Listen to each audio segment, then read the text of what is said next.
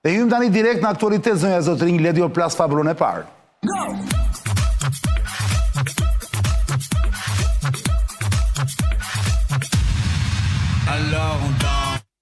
Dodik për një publik të gjerë që nuk ka arsye ta njohë dhe ta di, sepse fund duke se flitet ka shpesh për këtë personazh, Dodik është, ose ka qenë deri para një jave, udhëheqësi i Bosnjës Serbe. I Republika Srpska. Dakor, në Bosnjë. Ai dhe dorëheqë një javë më parë Cako, dhe sot erdhi lajmi, është lajmi i fundit, që SBA-ja i heq sanksionet. Po mund të ketë pasur një marrëveshje me siguri. Pyetja është pastaj sigurisht që na intereson neve, dakord. Po Berishës. Po para zemit e Berisha. Tashi, shpjegoj mirë çfarë do të thotë kjo dorëheqje. Bravo, e Dodikut, po. Se ka mister nga mbrapa. Dhe ka dhe pasoja mbi Ballkanin. Le ta lexojmë. Shiko, Dodik ishte planifikuar nga Illuminati për shkëmbimet territoriale në Ballkan. Dhe ishte caktuar që të kishte disa konflikte të organizuara të vogla në Ballkan, midis Serbisë dhe Kosovës, dhe midis Republikës Srpskës dhe dy entiteteve tjera atje në Bosnjë, dhe do kishte një shkëmbim midis Sandžakut, serb, i cili do kalonte si shkëmbim në krahun e Bosnjës muslimane dhe Kosovës. Dhe do krijohej ajo që unë e kam quajtur Arksigjeta muslimane ballkanike. Dhe heqja e sanksioneve ndaj Dodikut është një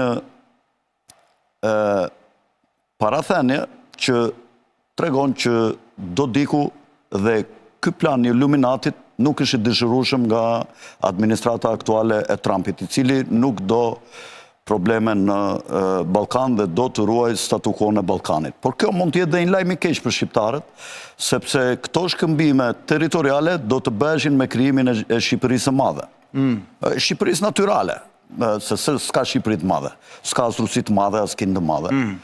Dhe kjo do të thotë që Trumpi u ka thënë të gjithëve mos na çani trapin shumë, nuk do ketë asnjë realizim të këtyre skemave me të cilat ju kanë ushqyer gjithë këto vite sa t'je mund. Ballkani do të rinë në qetësi. Dhe për këtë mund të ketë rënë dakord dhe me Putinin gjatë takimit që ata kanë bërë dhe kur kanë folur për zona të ndryshme, kanë vendosur dhe si janë planet për të rregulluar territore dhe zona të ndryshme të nxehta që mund të japin pasoja në gjeopolitikën botërore, siç është Ballkani, fuçi baroti gjithmonë, dhe mund ta kenë lënë që nuk do lëvizim asnjë gjë, do vazhdoj të ekzistojë kështu si është. Megjithëse mund të ngelet opsioni për Trumpin i bashkimit të Kosovës me Shqipërinë, po jo i prishjes së Maqedonisë dhe i krijimit të Arksigjetës muslimane ballkanike, të cilat kanë qenë pak a shumë si skema të Illuminatit për rregullimin e Ballkanit. Unë kështu e përkthej këtë veprim. Tash në lidhje me Berishën. Një sekond. Para zemit e Berisha, më lejë ta. Pra, ti thua minimumi që kanë kërkuar amerikanët Dodikut është që të heqim në gradën. Po, dhe mos u merr me atë skemën e vjetër që të kanë thënë. Kur i kanë thënë i kanë thënë komplet nga politika, apo thjesht si... Po si... A ish president ati apo kryeministër, Eno, qa është Dodiku? Presidenti i Republika Srpska. Pra ati i bie benzjeti tani, normalisht. Shiko, ai nuk ikte pa pyetur Putinin, po unë të thash që Putini do t'i ketë nik sepse mund t'jenë marrë vesh me Trumpin. Pra ti kthehesh shikon si një rezultat të mundshëm takimit Trump-Putin që u bë para pak kohësh në...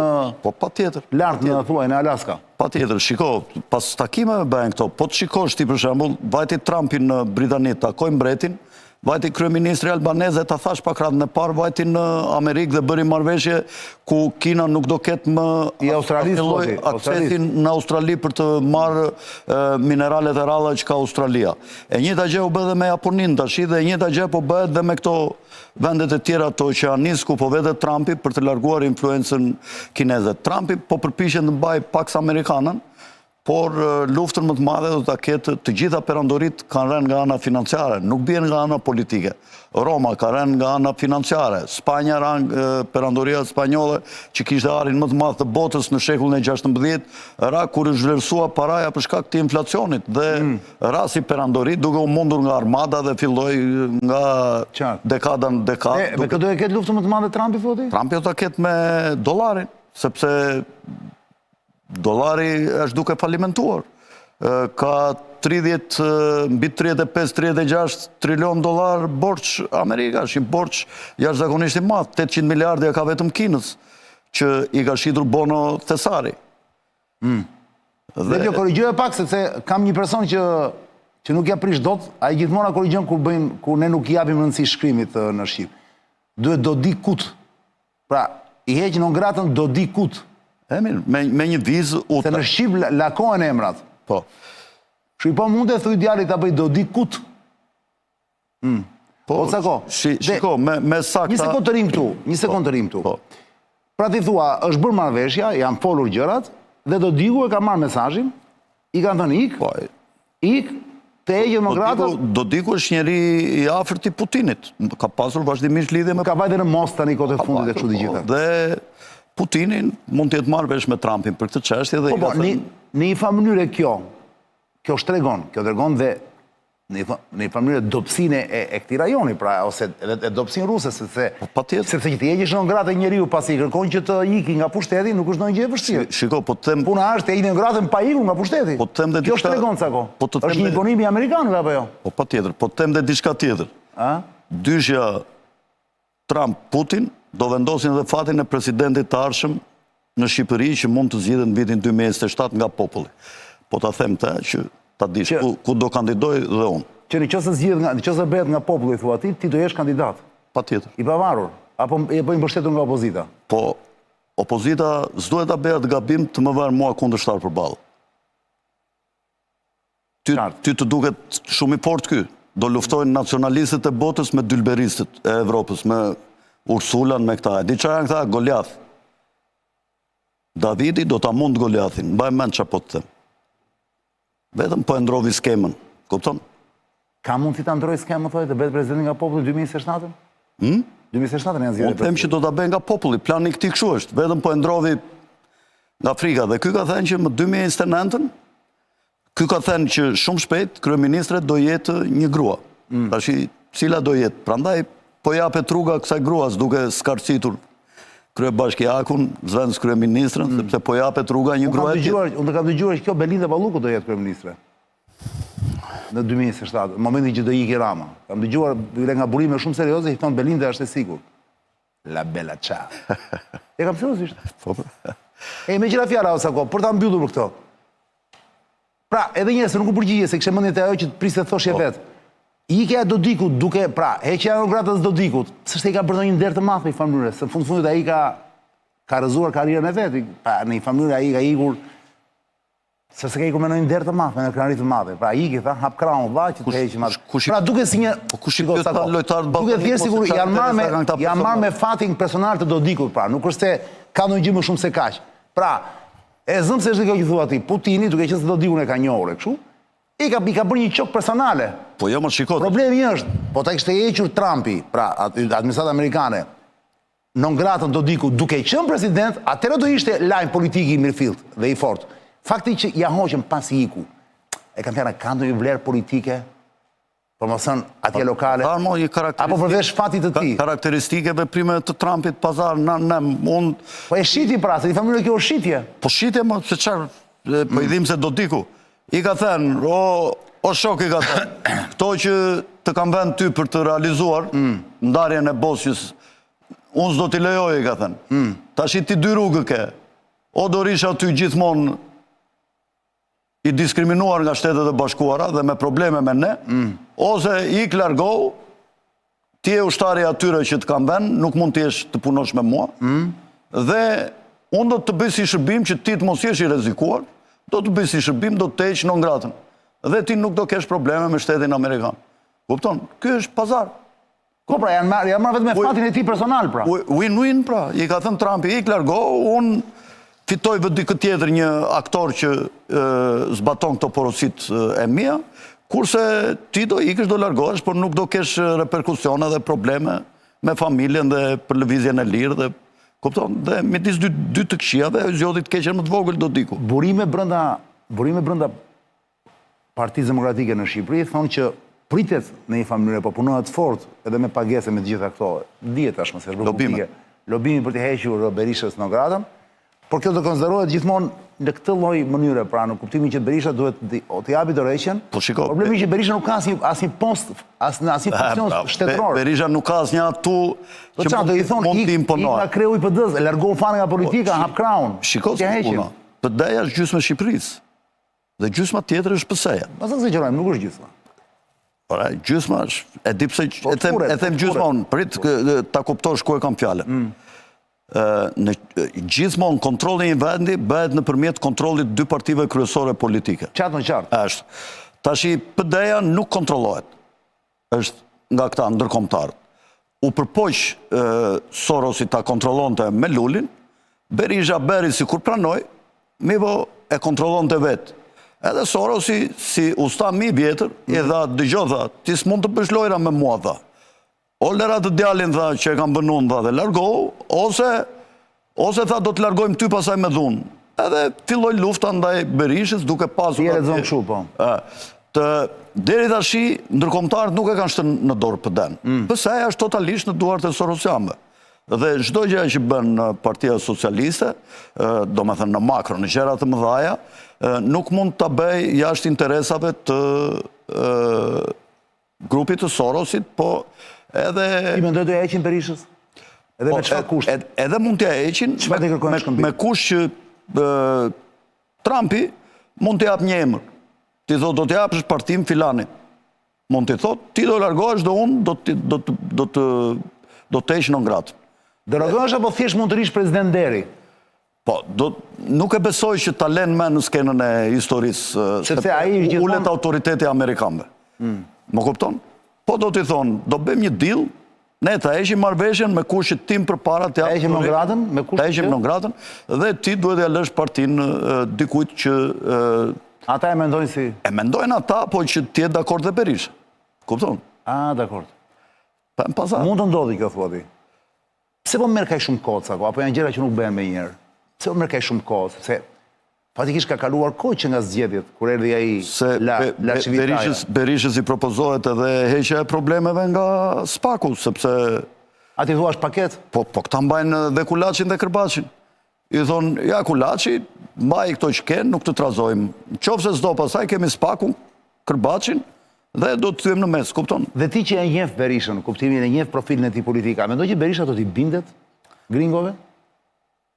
Shiko. Se Berisha është një personazh që gjithsesi mendoj unë ka dhënë prova që ka ca parime që nuk i lëshon. Unë, shiko, Berisha është krijuar një imazh negativ nga mediat në kontrollin e Sorosianëve, do më nxirr më shumë se sa ai është në të vërtetë, është mbotur shumë, por është stërkonsumuar dhe për shkak se ky lloj sistemi nuk pranon qëndrimin në politik në front të parë si frontman më shumë se 16 vjet.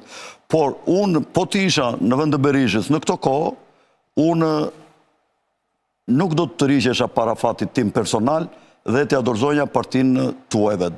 Unë do të riqesha, po do përpiqesha të caktonja në krye të Partisë Demokratike një njeri independentist, nacionalist që i do shqiptarët, që është kundër agendave denatyrale të këtyre mostrave të majt, të internacionales komuniste drejtuar nga Sorosi dhe këta këllirat e tjerë që komandojnë sot Evropën.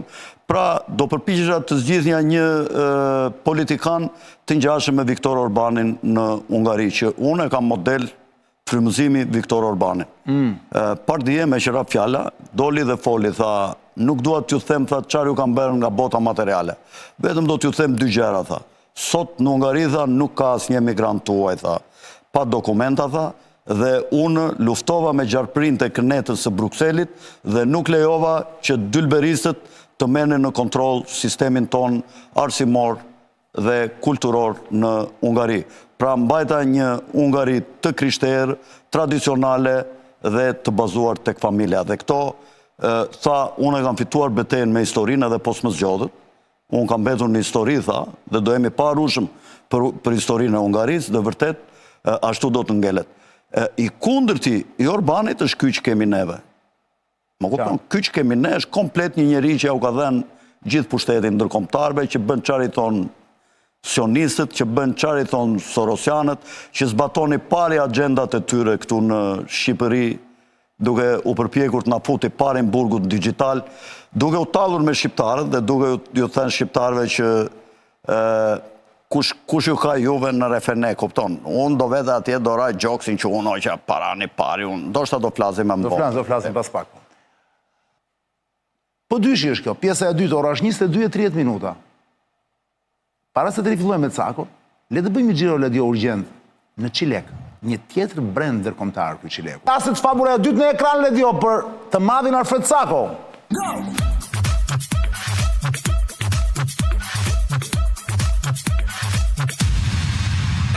Ky është lajmi i orëve të fundit të Cako, me sa duket ka vazhduar,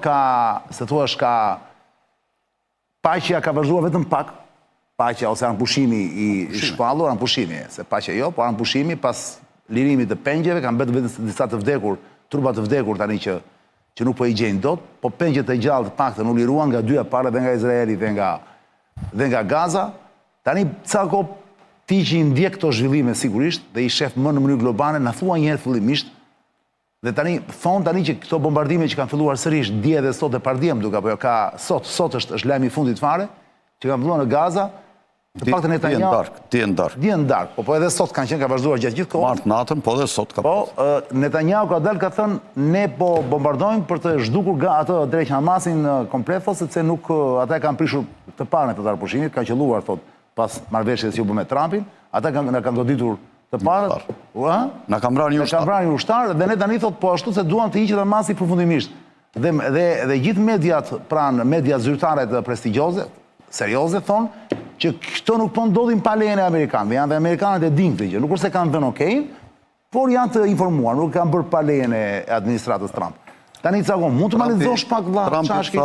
Trumpi deklaroi, me që e theti për Amerikan, Trumpi deklaroi që paqja anëpushimit do të vazhdojë, tha, dhe Izraeli ka të drejtë të mbrohet në rast se Hamasi vepron pra Amerikanët nuk besoj që kanë ditur gjë, por sionistët lozin janë Qa lezon atje, IDF-ja i bje tjetë ushtria? Ne kemi eliminuar 26 terroristë palestinezë që nga dje që kur palestinezët shkelin në pushimin. Po pra. Janë vrarë rreth 150 palestinezë, në mes cilve 40 e ca janë fëmijë dhe gra. Janë 20 gra. 20 e ca më duket ishin fëmijë dhe... Me gjithë gratë janë. Me gjithë gratë janë 20 e ca. Në bombardimin e sotëm, të mbrëm natën dhe sotëm. Po, janë vrarë shumë civil në fakt. Këto janë pretekste që përdor Izraeli. Izraeli nuk ka ndërmend ta ndalë luftën dhe nuk ka nënshkruar në fakt as armëpushim, as Izraeli dy kryesorët. Ky është një armëpushim i çuditshëm ku palët ndërluftuese nuk kanë firmosur as Hamasi, as autoriteti palestinez, as në një grup tjetër palestinez dhe as Izraeli.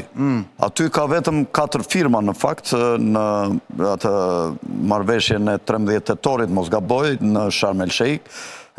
Kam firmosur përveç Shteteve të Bashkuara, ka firmosur Egypti, Turqia. Po janë dhe këto më Katari e këto? Edhe Katari, këto 4 vende. Kurse vendet tjera ishin pjesëmarrëse me personalitetet larta. Izraeli nuk kishte asnjë personalitet të rëndësishëm atje në marrëveshje. Kjo tregon që ata nuk e marrin parasysh atë marrëveshje dhe e shpërfillin. Mua më duket që është një... Po më ky Trumpi, ka kosto nga kjo apo as nuk i ruhet fare? Se ky derdhe thotë ja unë bëra paqen atë pra në rrymën e mesme. Tani ku është paqja nëse rifillon prap? Trumpi këta, shiko, ka filluar rënja e Pax Americanas dhe ka filluar ngritja e Pax Judaicës. Izraeli mendon të tërheqë... Ka nevojë shpjegim kjo kur i thua njerëzve Pax Americana dhe Pax Judaica, duhet ta shpjegosh domethënë Pax Americana, Pax Judaica. Shiko, shkurtimisht me një fjalë se s'do di këtë tema. Bota ka pasur kur thua Pax Romana për shembull, është koha kur perandoria romake nuk është se kontrollonte gjithçka që ndodhte mes popujve të Mesdheut, që ishte bota e vjetër e perëndimit, por asnjë gjë e madhe nuk mund të bëheshe pa dëshirën e Romës. Qartë. Kjo quhet ka kuptimin Pax, pra që paqen botërore e vendoste një... Pra Pax vjen nga paqja, jo, la paix. Po. Pax, la paix, PAIZ, në këtë rast është PAZ.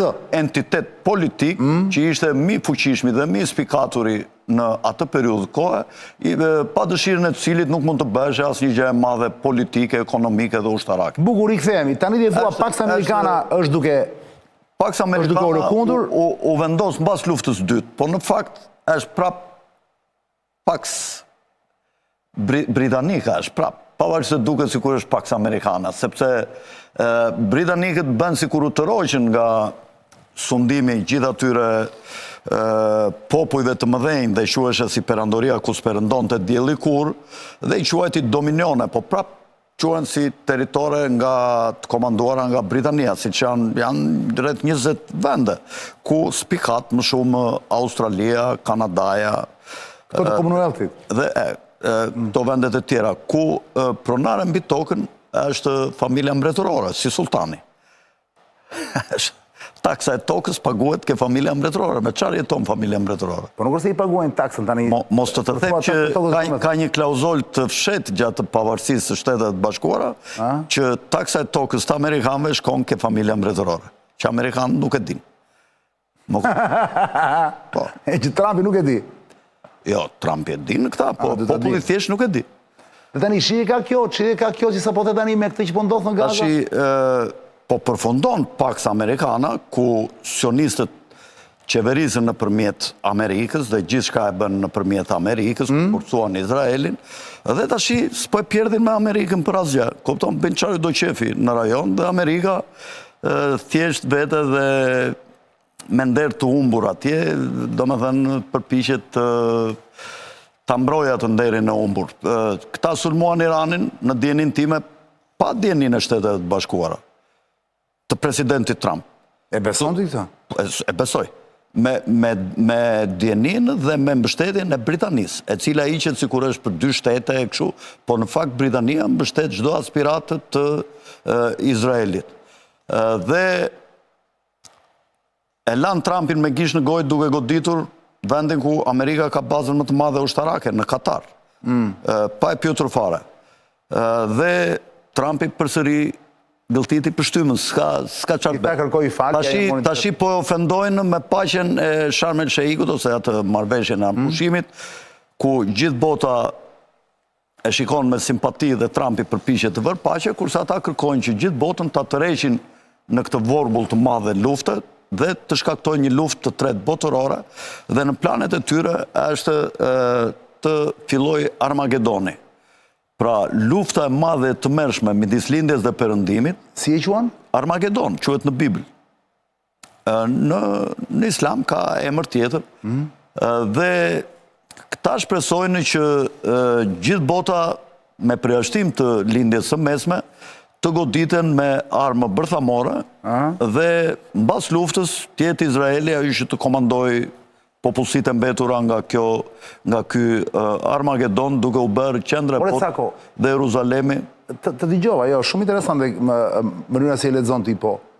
Që pak më parë po flisnim për që më the unë Orbanin e kam si kështu the, si model apo jo. Po. Dhe tani që po më flet për Izraelin, ti e di që Orbani është pro-sionisti pa parë apo jo? E di besoj. Në çfarë kuptim? Është sionisti. Nuk është antisemit. Jo, ai është i hapur deklaruar, është pro-Izraelit shumë, për çdo gjë. Ai s'ka asnjë lëkundje. Për shkak kjo gjë të shqetëson? Kotësh parantezë kjo, me që më do të bëja pyetjen ku e gjen këtë fuqi Izraeli. Se kam parë këtë, po se ke vënë këtë detaj? Është thjesht një marrëdhënie bilaterale mes tyre, po ky, domethënë, nuk është një lajm i mirë për idullin tim. Nëse rikthehemi. Shiko, Izraeli edhe nga ne duhet të trajtohet si zjarri. Zjarri nuk është i keq sako. Nuk duhet i rim afër se na djeg. Po, pas zjarrit jetojmë dot. Duhet i rim larg sepse na fto. Na fto, po pra. Më kupton? Është krel kjo që sapo. Kjo duhet të jetë me superiorët shumë veprohet. Superiorëve s'duhet i ri shumë afër, se mund të digjesh. Ja si Bela për shembull ose ky i bashkisë, duke dalë shumë afër superiorëve u dogjën. Më kupton? Po s'duhet të rish atë shumë larg, sepse s'bën dot karrierë. Duhet të rish diku aty të gjesh atë gjeshit mesme të artë. Të gjeshit mesme të artë. Kështu ka ndodhur dhe me Enver Hoxhën. E di atë historinë kur doli një herë. Jo, po prisa mi. Jo se është e bukur. Ka rëndësi më ilustroj. Sa bukur, e di më. Në kohën e Enver Hoxhës doli një herë, më duket se Adil Çarçani u vesh, edhe tha do bëj një shëtitje në blok tha. U vesh, shoqja e pa, mirë, dili, tham, kura ju këthyë me njerë, i tha kjo, qëto këteve, tha?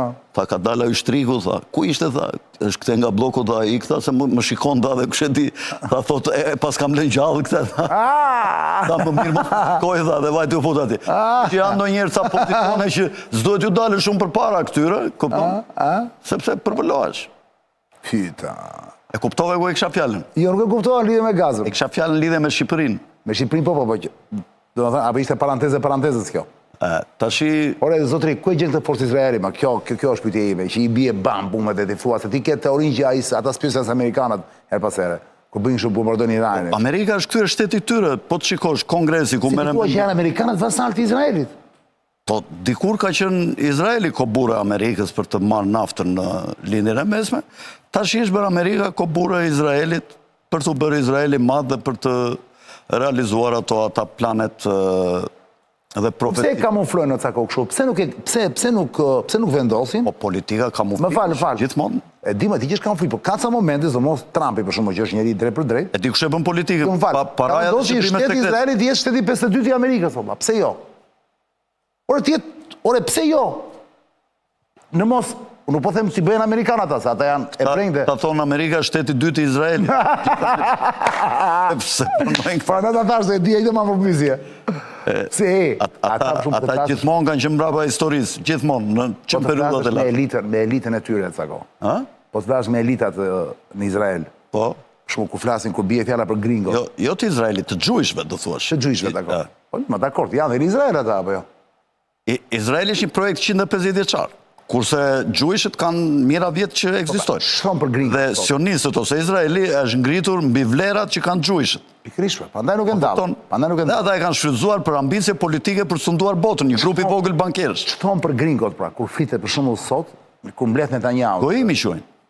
Gojimi quajnë dhe gringot. Gjithë po. Gojim. Je i sigurt apo? Po tjetër. Nuk e kanë gojim me rotacion pejorativ. Nuk e kanë shumë për keq, nuk e kanë për keq. Gojim do të thënë i huaj apo jo? Po gojim është në kuptim të huaj. Të huaj. Goj. Po. Shkruhet GOY. Gojim. Më vijnë shumë mesazhe nga njerëzit sa kohë, më thonë, "O Arian, të lutem." O çanin të lutem. Tek ata ka kuptim pejorativ fjalën goj, domethënë se nuk e kuptojmë. Do t'ja shpjegojmë të fjalën goj, vëlla. Pse izraelitët, zhuifët, më fal, ta thuaj dhe brend, pse i quajnë goj të gjithë ata që nuk janë hebrej? Shiko, dhe në shekullin e 3 para Krishtit, këta kanë pasur profet. Mbas shekullit të 3, po të shikosh në Bibël, këta s'kan profet. Dhe në shekullin e parë lindi Jezu Krishti, tash ku është ndryshimi? Këta deri në lindjen e Jezusit ishin popull i zgjedhur, por prishin marrëveshjen me Perëndin. Dhe gjatë kohës që këta e konsideronin veten popull i zgjedhur, këta të tjerët i quanin domethënë ne popull i zgjedhur dhe ata që janë të huaj, pra që nuk janë xhuish, nuk janë me fenë e Mojsiut. Po kupton? Se Mojsiu i bëri hebrejt xhuish, sepse Mojsiu ju dha librin, ju dha Toraun. Më kupton? Pra mbas Mojsiut 1300 vjet para Krishtit, ta u bën xhuish. Pra nga politeist që ishin u kthyen në monoteist. Jo në kohën e Abrahamit. Në kohën e Abrahamit kam pasur ato, edhe Abrahami profet ishte, dhe u përpoqti kalonte domethënë këta nga politeizmi në monoteizëm, por ai që e bëri dhe që u solli librin e shenjtë Torën, është Mojsiu. Pra këta mbas Mojsiut u bën xhuish. Dhe deri në shekullin e 3 para Krishtit, këta kanë pasur profetët e tyre. Po të shikosh Biblën, mbas shekullit 3 u prish marrëveshja me këta, dhe erdhi Jezusi. Sipas dhjatës së re tashi, Biblës, dhjatë e re, të krishterëve, ndryshoi skema e marrëveshjes së Zotit, Krijuesit me njerëzit në tokë. U prish marrëveshja, konvenienca me hebrejtë ose xhuishët dhe u lidh marrëveshja me ata që do besonin ke Jezusi. Dhe nuk ishte rëndësi nga cila popullat ishe ti, nga cila racë, çfarë ngjyrë kishe, mjafton që të besonje ke krishtërimi dhe ke idetë e apostujve të Krishtit. Dhe këta u dënuan dhe u larguan nga tokat e Palestinës dhe u shpërndan në përtër botën. Tashi, me Izraelin, është një lëvizje politike që hapi Teodor Herzli në fund të shekullit 19, nga vitet 1800 sa me ca kongrese që u bën në Zyrin në Zvicër, por që sponsori i Teodor Herzli nuk ka qenë as gjuish. Nuk ka qenë as gjuish, nuk besonte, ishte ateist. Dhe ata që kanë krijuar teoritë e sionizmit, shumë prej tyre janë ateist. Nuk besojnë asketora, po kanë si libër të shenjtë Kabalën. Madje edhe Rothschildët. Kabalën, libër të shenjtë? Po, ata kanë Kabalën. Bile, po të them një gjë, që Rothschildët janë Sabatean. Sabatean është profeti mashtrus që e quajnë Sabatea Zevi, që ta përmenda pak radhën e parë, që është profeti që ka jetuar kryesisht në perandorinë osmane. Ka lindur në Bursa dhe ka vdekur në Ulqin. Dhe varin thuhet që e ka diku në malet e Bregdetit dhe janë edhur shumë para dhe po idhen shumë para për të zbuluar ku është vari Sabate i Zevit. Dhe sot një nga grupet më të forta të gjujshve në botë, se diaspora është e fuqishme, nuk është Izraeli. Po mos ketë diasporën Izraeli bie. Diaspora është kudo në perëndim, në Amerikë, kanë kapur kongreset, kanë kapur kupton politikanët kryesorë të vendeve të ndryshme që i kontrollojnë me një mënyrë ose me një mënyrë tjetër, nëpërmjet shërbimeve sekrete, nëpërmjet korrupsionit, për shembull këtë tonin si e kontrollojnë thotë, nëpërmjet korrupsionit kryesisht, po dhe me mënyra të tjera. Të zëm për koqesh ata kur ti i ke futur duart, je i korruptuar dhe pastaj thonë i dhe vallen kështu siç themi ne. Ore një sekondë Cako. Bejta të su përgjigje pyetjes që unë të bëra goj, sepse shoh që goj në fakt, në etimologjia e fjalës goj, goym. Jo, goj e kanë ata, pastaj mëja është prapashtes. Goj e kanë ata, goj, nuk thonë gojm. Ata thonë goj. Tani, problemi është që goj, kuptimi pari kësaj fjale, është komp. Vjen nga fjala komp, po të shohë etimologjin. Komp, nacion. Dakord? Komp. Me kalimin e kohës, ka rrjedhur kuptimi. Dhe goj sot quhen të gjithë ata që nuk janë hebrej. Pra që do thotë që mund të ketë kështu konotacion pejorativ, ë? Ata e përdorin me kuptim pejorativ. Pejorativ e kanë. Shumë prej tyre sipas disa sekteve që ata kanë, i quajnë gojimet edhe në rangun e kafshëve dhe në këto librat praktik që kanë ata, sidomos në Talmud, shpesh herë thuhet për shembull ka aty pjesë ku thuhet që pasuria e tyre është pasuria jonë, një gjujsh mund t'ja marrë pasurin në një gojimi, mund t'a vras, mund t'ja përdunoj fëmijët, mund t'ja flijoj fëmijët, ka gjërat të çuditshme në Talmud kundër gojimeve, më kupton, dhe për trajtimin e gojimeve. Dhe pra ti thua këtu qëndron forca e tyre. Është populli zgjedhur apo jo, Cakos? Ndoshta është dhe kjo, mos janë më inteligjentë se ne, le ta themi jo. Unë për vete për shembull, nuk e di pse po kam një lloj admirimi për këtë lloj shteti, mënyra si janë krijuar, se si funksionojnë. Edhe nuk ka rëndësi, janë her pas here mund të bëjnë gjëra që për dikë mund të jetë mirë ose e keqe, e drejtë ose jo e drejtë. Po në parim kur e mendon, projektojnë fuqi, nuk janë asnjëherë të dobët. Kjo është ajo që mua më bën që më intrigonte këta njerëz, e kupton? Se thua fuqia, nuk po i fus moralin në mes. E mire e keqe këto, nuk paramerem unë, se jam asnjëherë me këto gjëra. Mundohem thjesht të kuptoj drejtimin. Drejtimi këtyre është gjithmonë pra është gjithmonë lart. Unë po përkthej një libër të Solzhenitsynit, dhe ta sjell tash për panairin e librit, me shpresë Zotit ta mbyll. Dhe Solzhenitsini ka shkruar një libër shumë të bukur, Aleksandr Solzhenitsyn, shkrimtar i madh rus, i cili ka bërë një studim, edhe libri quhet 200 vjet së bashku, slavët dhe gjujshët. Këta tash nuk janë ebrenj, gjujshët e lindjes. Këta janë një ras turqisht të bardhë. E diti që në Izrael nuk lejohet të bësh adënen fare, s'lejohet. S'ka atje për adënes, sepse këta që sundojnë sot Izraelin, që futët e lindjes, ose ashkenazin, si që ndryshe, që flasin gjuhën jidisht. Ashkenazat, po. Flasin jidishta, kanë një kombinim të disa... Sa ko, hebrinja dhe ata tani, mos, kush t'i ka thënë këto?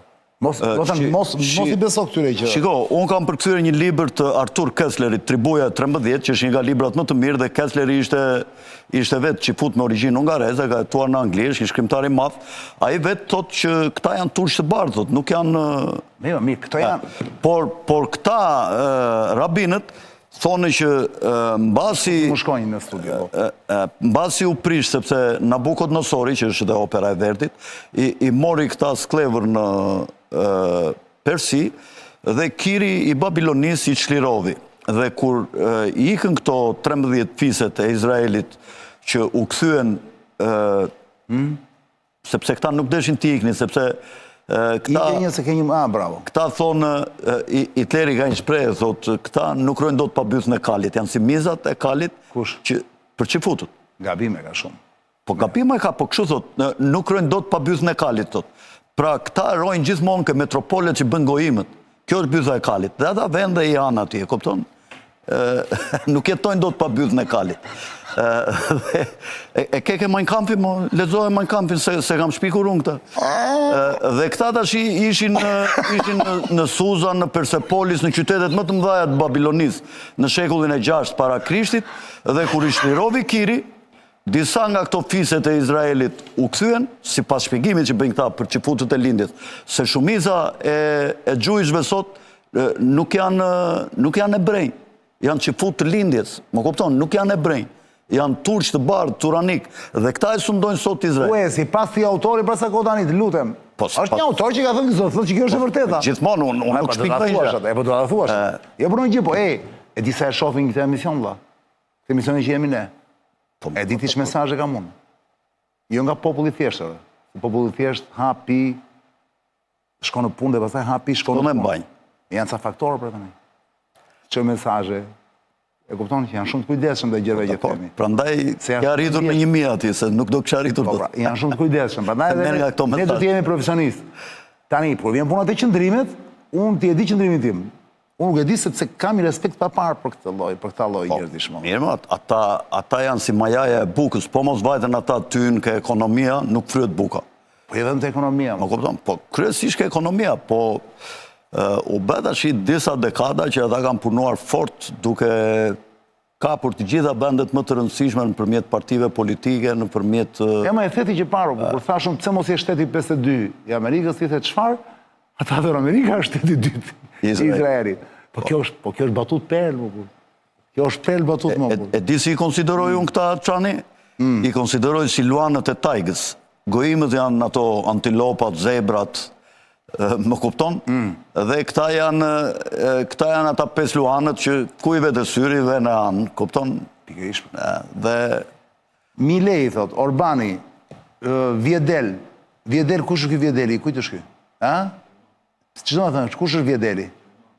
Nuk është kjo femra. Kjo femra, po pse thua Vjedel, ajo ka emër tjetër? Ma thuaj me emër atë, se është shumë simpatike, të lutem. Se Vjedel, si e ka emrin ajo më burr? Kjo e AFD-s më sako, si e ka emrin kjo simpatike Bjondja? Ja rova emrin tani, sa e shikon? Ja rova dhe unë, asaj... Faraji. Të gjithë ta janë të gjithë të djathtë sot. Le Peni, okej, Le Peni ka një program ekonomik që është totalisht i majt, po çon si ka nga ana societale dhe lidhur me emigracionin me këto është e djathtë. Widersi, zionist pro-izraelit, kundër islamit. Tani të gjithë tjerët janë gojë apo jo? Kthe e tham. Dhe Cako, po ka dhe mesazhe të tjera që nuk i lexoj dot, për arsye sigurie, por Cako duhet thënë ndërkohë që Ledio ka një video që do ta plasë ty tani për ta komentuar. Dhe kam një pyetje për këtë video. Të shohim videon, shikoj.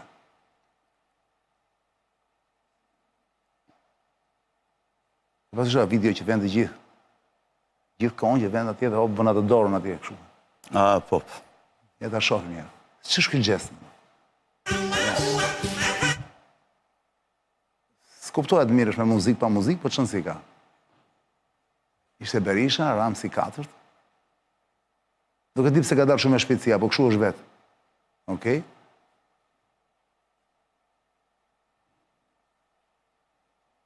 Okej, jo të gjitha vlejnë këto, sepse na duhet vetëm ajo Gjesit e Muri, ja. Kjo është zonja Spiropali. Kjo është kryeministre e jashtme. Po, që unë i kam thënë një në studio, mos je ebrea, ajo s'ka thënë jo. Ke qenë dhe ti më duke në studio, ka ardhur një ditë, jo s'ke qenë ti. Ja. Ja dhe Bela, qenë dhe Bela atje, me këtë rabinin këtë... Belës këta po ja futin. Unë s'digje, pëse qa po i futin? Po, katë ma e thashë shu sa për kulturë. Digjo, shi sa bukur mendohet Spiropali atje. Tani ca ko pyetja ime është e thjeshtë, vlla. Mund ma të shpjegosh ti këtë gjestin që vend të ky muri perëndimor që quhet? Pse e vën murin atje dhe mendojnë? E para njerë, çdo më thënë, çfarë simbolike ka, dhe e dyta ç'a mendojnë atje ku shkojnë? Ç'a mendojnë? Pse duhet bërë ky gjest, vlla? Është urdhër ky që duhet shkojnë ta bëjnë patjetër, se po nuk e bën do kem probleme. Është një lloj kodi që shikoj, për të hyrë te kjo dhoma, për të hyrë te kjo lozha, për të hyrë duhet të bëni këtë patjetër, pra për të qenë pjesë e një komuniteti të ngushtë njerëzish, e një komiteti duhet të bëni këtë çfarë? Po s'lexove konspiracion, është e vështirë ti dish përse i çojnë atje. Gjesti ma shpjego, gjesti. Ta Berisha... Pse është ai mund ka që shenjë? Rama mund t'i di, Rama mund t'i di diçka më shumë, po Berisha dhe për momentin kur erdhi në pushtet e kështu, ishte një ignorant total në këto drejtimet e rrymave të undergroundit që ekzistonin sot aty, ndoshta i di, kupton. Po në atë kohë, për shembull, kur u zgjodh president në fillime që mund të jenë ato pamjet e para, kur ka vajtur ke muri, por Berisha është njeri pragmatist, që bëhet sikur... Ti mendojnë që Berisha nuk i dinte dhe Ramsi i di? Mos është e kundërta ndoshta? Po, shiko, Ramsi i di tash sepse Alise ka emrin, Alise. Me qenë Shqipëria e hapur për një kohë të gjatë, Ramsi erdhi më 2013 dhe në këtë kohë kishin filluar njerëzit të kuptonin pak a shumë këto gjëra dhe sa më shumë kohë dhe vite që shkojnë njerëzit të kuptojnë më shumë. Ajo prekja e murit është të thonë këta që mendoj një dëshirë sepse do të realizohet aty ku ka qenë tempulli, dikur ka qenë tempulli Solomoni. A ku ka qenë tempulli Solomoni? Aty ka qenë, është muri jashtë mbi tempullit Solomoni. Po pse quhet muri perëndimor? Po sepse është nga ana perëndim të Jeruzalemit. Al-Aqsa. Jo xhamis apo? Xhamia është atje më sipër. Po sipër, po jo, ky muri nuk ka lidhje me xhamin. Po më sipër është xhamia nga ana perëndimore. Po ky gjesti, prekja me dorë, pra, vënia e dorës së ky muri, vëlla. Që është shumë e famshme, është e famshme. Po kanë krijuar një iluzion, po ti duhet këshe vetë... Jo, po një sekond. Kjo nuk ka asnjë simbolik fetare, apo jo? Nuk ka lidhje fare me fen kjo. Unë të paktën kështu kam dëgjuar, nuk ka lidhje me fen fare. Shiko, këta thonë kështu që tempullin e Solomonit, tempulli i parë, 1000 vjet para Krishtit afërsisht, është bërë, Solomoni ishte një magjistar i madh dhe kishte aftësi të bashkëpunonte me xhinet ose me shpirtrat e të vdekurve, që në Islam quhen xhinet. Dhe fuqinë e madhe të tyre e përdori për të ngritur tempullin e vet. Dhe këta thonë që duke ardhur këtu mund të marrësh fuqinë e xhinëve, të cilët mund të ndihmojnë xhinët në Kur'an. Në Kur'an thuhet që Kur'ani është bërë për xhindet dhe për njerëzit. Dhe xhindet janë prezjarri po pa tym. Më kupton, dhe janë shpirtrat kryesisht të vdekurve. Ato që ne shpeshherë i quajmë zanat, fantasmat. Dhe këtu tash i shkruar një ide që nëse vete aty të ndihmojnë xhinët që të realizojnë një dëshirë që ti mund ta kesh. Po ti duhet vinë edhe një gjë tjetër që vën për këtë murin, që në fund mbasi ikin gjitha politikanët që futin letra atje që shprehin ato. Futin edhe një letër atje po. Vjen një fshesaxhi që i mbledh të gjitha ato dhe i pasan plerat. Zërbe. Është e sigurt kjo? Po. Jo. Po, për zotin bra, në fund vjen një fshesaxhi, ikin këta gjithë, vjen një fshesaxhi, se futin shumë letra atje dhe pjen ato, dhe fshesaxhin t'i rëzojnë ato letra. Nuk është ato letra mbeten diku. Ja, ma i merr fshesaxhiu e thë kazan të plerave. Kupton? Po në fakt shkruan ato letra. Ka të drejtë, mos e duket si koshi, si ato koshat kur ndahen. Letrat, plastiket, edhe mbeturinat. Ç'a mund të shkruhet atje cako? Atje për shembull... Po ti nuk je për kurioz ndonjëherë të vesh atje, më se ti je njëri që i ashtu këto gjëra, je kurioz, e ke këtë, si kam të s'ke shkuar cako? Tashi, unë kam botuar Mein Kampfin dhe vete atje si tam... Mos, jo! O, fico! Jo, në djo! Fut muzikën, kam thënë gjithmonë t'i dhe rase, vla. Futet një muzikë. Më mirë të na i... Po, më mirë, le djo. Tash, kupton se kjo ka dhe një mënyrë të thëni. Tash, unë kam botuar atje, duhet kollitejnë, po. E të vete atje, mos, shtë thot më shumë se kaqë. Ore dio, t'i gjë Arianin, prekja e murit, o të sako, prekja e murit perëndimor, i ndërtuar rreth 20, pra rreth shekullit të 20 dhe 19, para erëson i bje, jo? Është gabim kjo. Është pas erëson. Shekulli 10. Se ke bërë 20-19. Shekulli 10 para erëson. Ke që shkruar çfarë i ka mund. Nga Eroldi i Madh, si pjesë e zgjerimit tempullit të dytë. Simbolizon vitet 2, pra domethënë vitet 2. Simbolizon lidhjen me Zotin dhe praninë hynore, Shekina, në klapa. Pas shkatrimit të tempullit nga romakët në vitin 70, muri mbeti vend kështu pelegrinazh. Dhe penduesish, pra thua ata që pendohen për lutje dhe kujtese kombëtare për ebrejt që e prekin si shenjë për ulësie, bashkimi dhe shpresë për ringjallje shpirtërore. Shiko, ajo aty ke tempulli i Solomonit aty ka qenë tempulli i Solomonit dhe ka histori akoma dhe më të vjetra. Ka pasur disa profet para përmbytjes së madhe të Biblës, të cilët 7 kate poshtë kam shehur, kam futur atë marrëveshjen me Zotin dhe pikërisht në këtë vend Solomoni sipër ndërtoi pasaj tempullin e vetë Solomonit dhe për të treja besimet fetare abrahamike, ai vend është një vend i shenjtë. Kur them të treja, krishtërimin e ndajnë 2 pjesë, domethënë, në perëndimor ose katolik dhe ortodoks dhe armenë që janë aty greko-armen, dhe nga ana tjetër janë dhe muslimanët të cilët mbas shekullit të 8 kur pushtuan Jeruzalemin, kur pushtuan Jeruzalemin, ngritën dora dorës, pastaj ngritën tempujt e tyre, ku kulmon me xhamin Al-Aqsa, që është një vend i shenjtë. Dhe që këta eskatologjisët që fut, rabinët thonë që një ditë do të shembet thonë me tërmet tonë. Më kupton? Xhamin Al-Aqsa, thonë këta, do të shembet me tërmet. Por kur të shembet xhami Al-Aqsa, do të ketë probleme sipas librave të shenjtë dhe eskatologjisëve të treja. Sa ku në gjyrë kuptova, ka gjithë të kohë që në fakt, thellë, po të pyesë sot një sionist apo jo, dakor? Mos i ngatro termat, ç'a do të thuash? Gjuish apo sionist? Apo ebre? Se kanë kuptime ndryshme. Një ebre. Do thotë që atje mos kishte xhami fare apo jo? Mos kishte xhamia. Po. Dhe mundësisht të rikthej tempulli i Solomonit. Po. Jemi dakord. Se nuk po e bëjmë pa. Si ka mundësi e bëna kaq shumë atë? Po mua kjo më çudit më. Qa ndodh më pa? Se ne themi ka shumë, kur them ne, jo unë, po ka shumë që thonë izraelitët, po bëjnë genocid, qa genocidi? Ata nuk e i do të një xhami.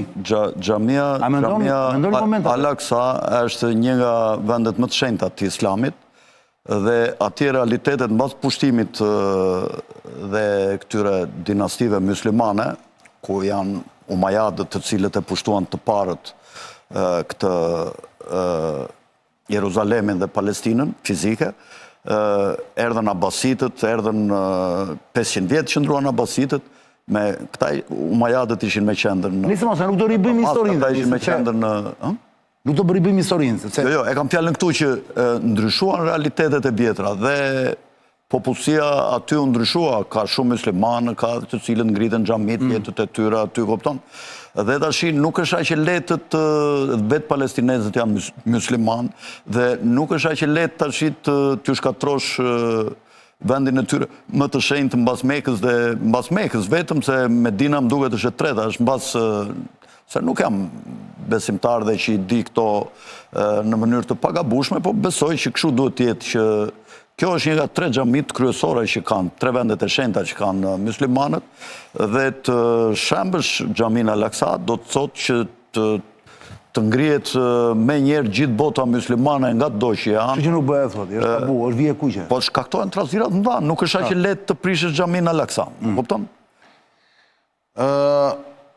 Një kontradiktor tënd i Cako thotë, 2 gjëra që i kundërshtoi Cakos, gjindet nuk janë shpirtrat të vdekur, por janë krijesat e gjalla të krijuara nga zjarri që nuk i shohim, që ne nuk i shohim. Dhe 2, Solomoni ishte profet dhe jo magjistar që Zoti ja nështroi gjindet. Mirë, dakord, ky duhet besimtar dhe kështu ja kanë thënë aty në xhami, po unë i di ndryshe gjërat.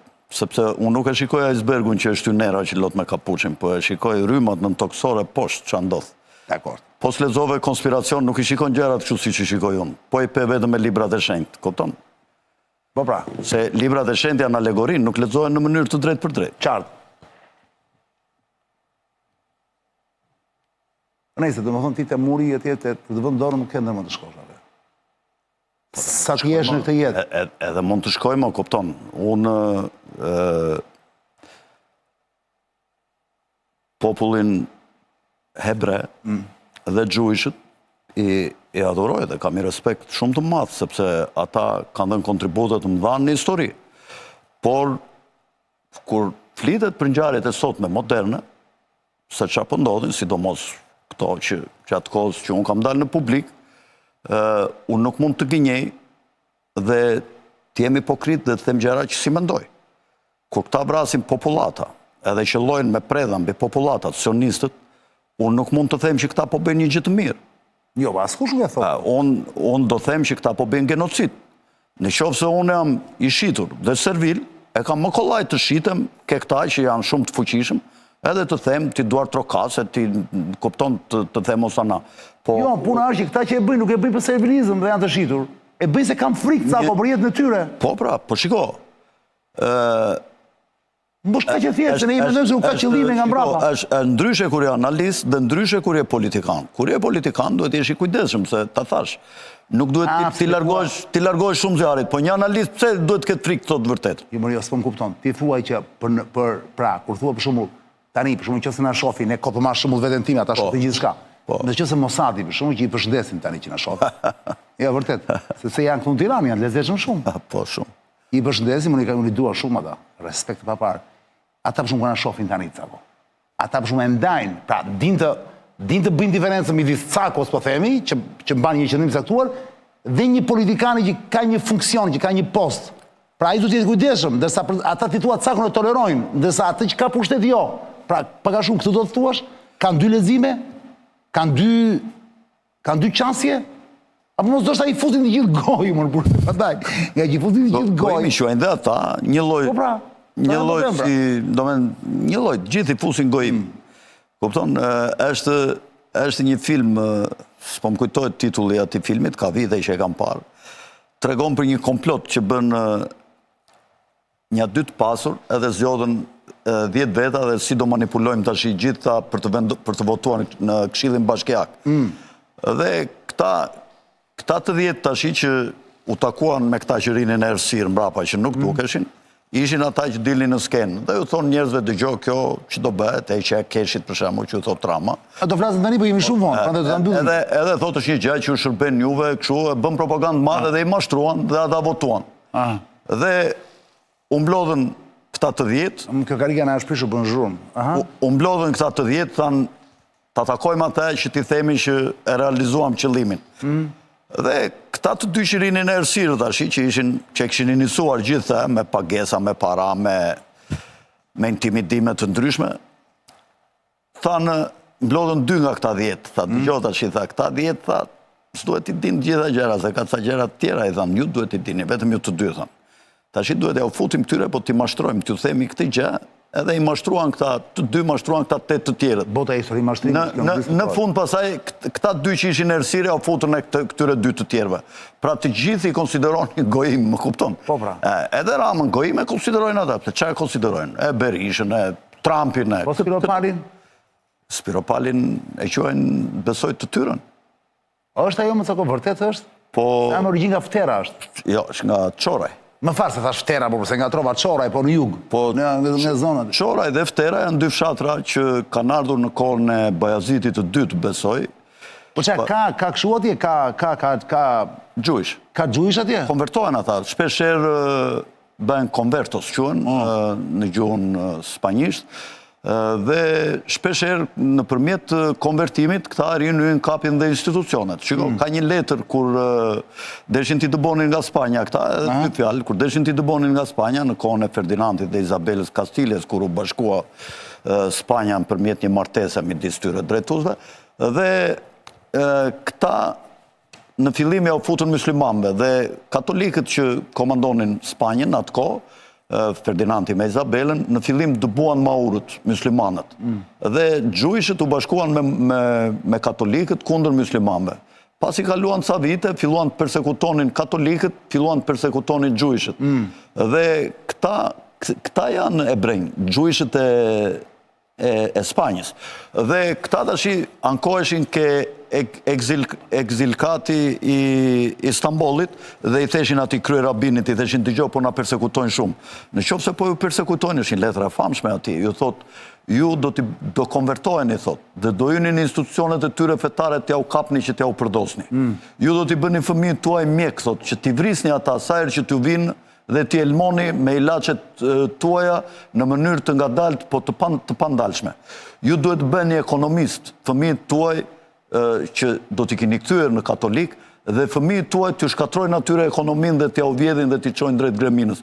Pra, në qoftë se ju përsëri ju luftojnë dhe nuk ju lënë të konvertojni, atëre ju do të vini këtu, i thanë, në botën islame. Sepse bota islame është më tolerante. Dhe të thash, në kohën e Bayezidit II... Bota islame më tolerante? Shumë me që futët. Kishin atë dhimin, ata dhimia është popujt e librit, të gjithë lejoheshin të bënin ritualet e tyre, klerikët të mblidhnin para për të mbajtur institucionet e tyre, popujt e librit ata quanin Sabianët, që s'duat plas tash çfarë janë një nga grupet më të forta në botë, janë gjujshët, pra feja e Mojsiut, janë të krishterët, katolike, musliman, kupton, dhe kanë jetuar shumë mirë. Për shembull, po të them vetëm një fakt, kur Napoleoni pushtoi Egjiptin me 1799, u përpoj që t'i përçante këta popullin e Egjiptit në Kairo, dhe aty kishte shumë të krishterë katolikë armen. Dhe ky ju bëri thirrje atyre, i dërgoi njerëzit e vet dhe erdhën ata i thanë nuk ngrihen këta sepse e duan shumë perandorinë osmane, dhe thonë perandoria osmane nuk na ka luftuar kur, na ka mbajtur shumë mirë dhe kemi qenë më mirë me perandorinë osmane se në kohën e Bizantit, kur na ka pasur Bizanti në kontroll.